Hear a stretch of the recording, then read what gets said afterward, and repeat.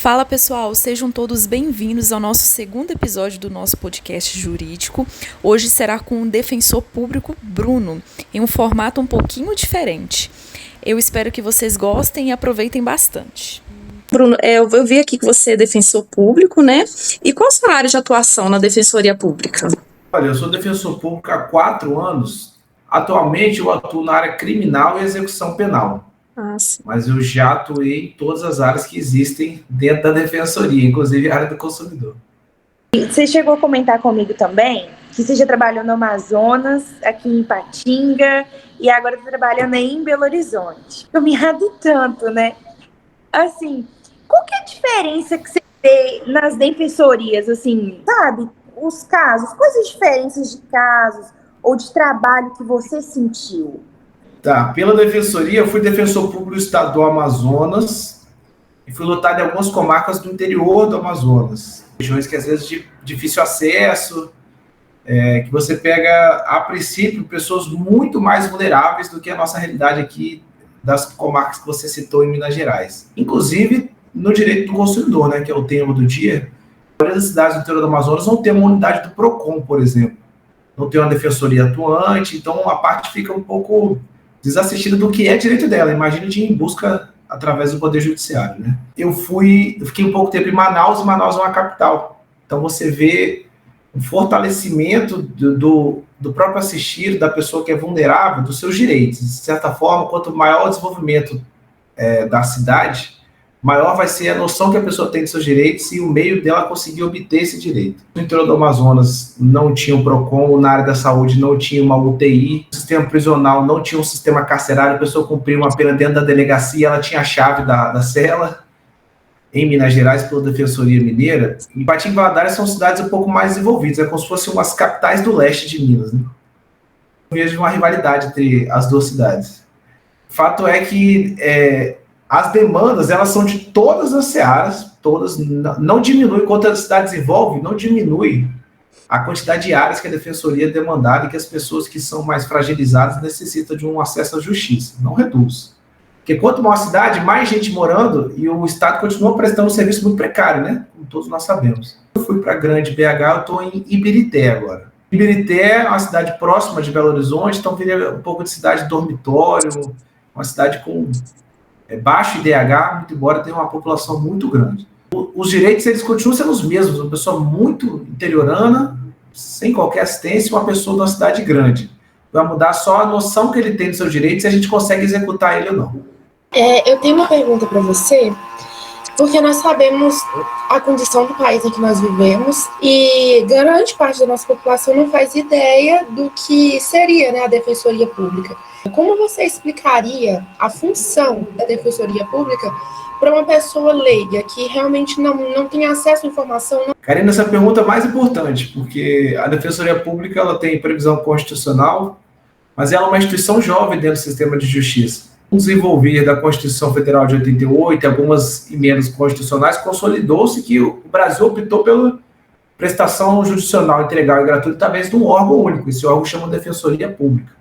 Cada estado tem a sua Defensoria Pública e a União tem uma Defensoria Pública da União. Para explicar para um leigo para que serve a Defensoria Pública, até poder, às vezes, desmistificar a ideia que algumas pessoas têm da Defensoria, a gente presta qualquer espécie de assistência jurídica que a pessoa necessite, tanto de forma individual, quanto de forma coletiva. O que isso quer dizer? De forma individual é a sua vida.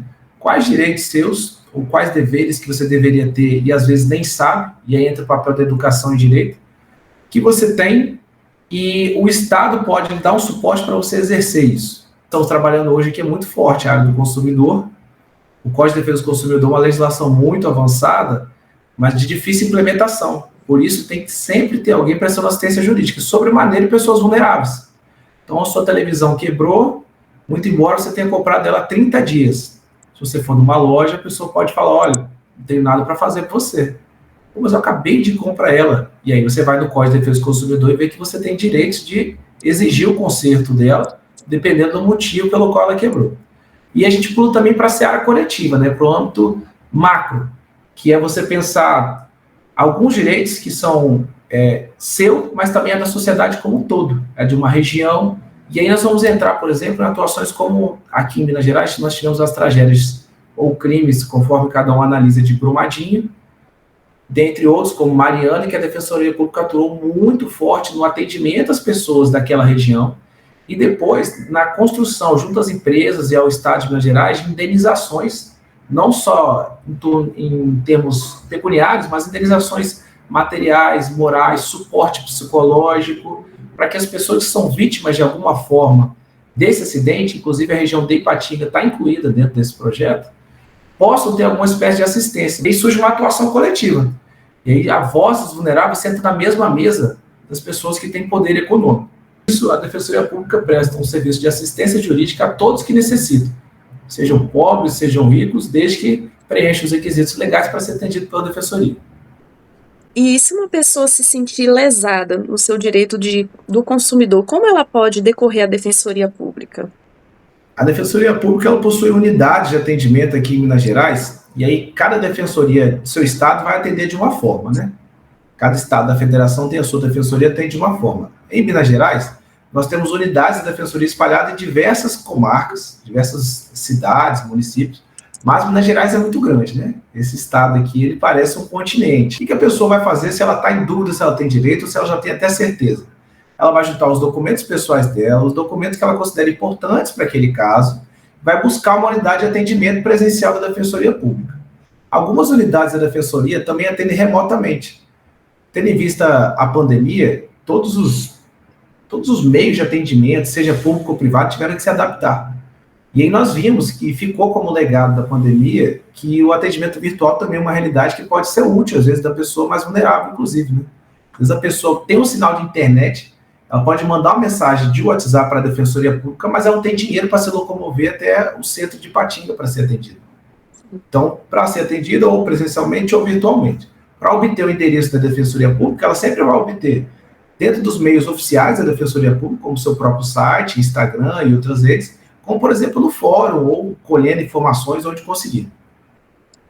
Ótimo, Bruno. Bruno, então, hoje em dia, a gente vive assim no mundo do marketing digital. A gente gosta muito de... Só que, às vezes, chegam alguns produtos pra gente que, né, a gente não foi aquilo que a gente viu, talvez chega quebrado, talvez seja até o que a gente quer, mas a gente não gostou, a gente não coube na gente uma roupa, por exemplo. Eu, através de prints, conversas, eu consigo que a Defensoria Pública me ajude nessa questão? Karine, conforme você trouxe, o mundo virtual de compras veio para ficar, né? Eu, pessoalmente, resisti durante um tempo e hoje em dia não. Sim. Bom, seja da China, seja do Brasil, o fato é que o Código de Defesa do Consumidor pode te ajudar. Você pode desistir de qualquer espécie de contrato que você faça na relação de consumo virtual, pelo prazo de até 7 dias depois que você recebeu o produto, para que você devolva o produto, entre em contato com a empresa que você contratou e diga, quero devolver esse produto. Você pode entrar em contato presencialmente, por telefone, pode entrar em contato pelo site, e eles vão ter a obrigação, se for nesse prazo de 7 dias, de aceitar, iniciar um processo administrativo deles, gerar um protocolo, e aceitar esse produto de volta e te tornar o valor que você pagou. E a Defensoria Pública também presta esse tipo de serviço na relação de consumo.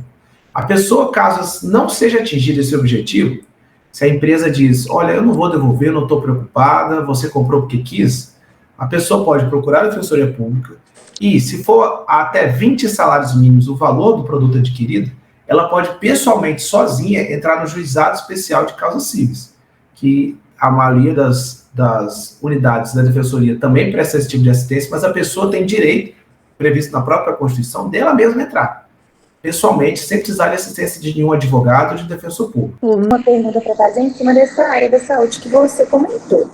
Muitas das vezes, os hospitais né, do Estado, não os particulares, eles não têm muitas condições. UBS, né, Unidade Básica de Saúde, e de hospitais municipais. Então, é comum a Defensoria Pública entrar contra o Estado? Karine, é extremamente comum, eu diria que todos os dias a Defensoria Pública ajuiza o Estado muitas vezes, infelizmente. E não só a mineira, do Brasil todo, nada específico do Estado de Minas Gerais. A Constituição Federal, no artigo 196, prevê o direito a saúde como direito universal e gratuito, assim como assistência médica hospitalar, né? Então, é um direito muito amplo. Poucos países no mundo possuem uma previsão tão ampla da Constituição, e o Brasil é um país continental. Logo, é muito difícil para o Estado, a não ser que ele seja muito eficiente, adimplir com essa garantia constitucional. Consequência disso, as pessoas buscam muito a assistência da Defensoria Pública, e, normalmente, a Defensoria, até por uma obrigação legal, tenta uma solução extrajudicial direto com a Secretaria de Saúde do Estado, Secretaria de Saúde Municipal, para obter uma solução para aquele caso. Quando não for possível, ajuize-se uma ação. E isso ocorre todos os dias. A quantidade de casos, se eu puder complementar, seriam casos de internação, falta de vaga hospitalar, ocorre muito. Cirurgias que, às vezes, até eram letivas e de tanto tempo que ficou demorando, o pé da pessoa já está inchado, a pessoa vai começar a perder, tem que amputar o pé, então já muda até o pedido que a pessoa veio para nos procurar, já está mudando. Estou assinando uma peça, estou atuando extrajudicialmente no direito de terceiros. A gente representa aquela pessoa que está vulnerabilizada. Então, a Defensoria pode e faz diariamente. Em relação ao direito do consumidor, é uma área em que nós podemos ser lesados por grandes empresas ou por pequenas empresas. Tem diferença quando eu tenho um direito meu lesado por uma empresa pequena que está começando ali agora, ou quando, por exemplo, é uma Magazine Luiza que comete essa infração. Tem diferença na questão do ganho do processo, de eu conseguir ali ter o meu direito restabelecido? Karina, boa pergunta. Há uma diferença e há muitos estudos no tema acesso à justiça, que é um tema que eu gosto muito, nesse sentido. Por quê? As grandes empresas, elas possuem, seja diretamente, seja através de processo. Então, o que eu estou querendo dizer? Se você processar, ao seu exemplo, a Magazine Luiza, ela pode pensar, olha, vale a pena para mim segurar esse processo o máximo de tempo que der, mesmo que eu saiba que eu não tenho direito, porque quando eu for pagar a pessoa na frente, eu posso fazer uma proposta ao longo do processo com valor abaixo do que ela merece, e ela vai aceitar, porque ela vai cansar do processo. Ou então, eu posso segurar esse processo, porque quem sabe lá em alguma corte superior eu consigo um entendimento bom, meu favorável, quem sabe até lá eles não acham dinheiro em nenhum CNPJ que eu tenho. Então, é comum as grandes empresas serem mais processadas porque têm mais clientes e porque resistem mais.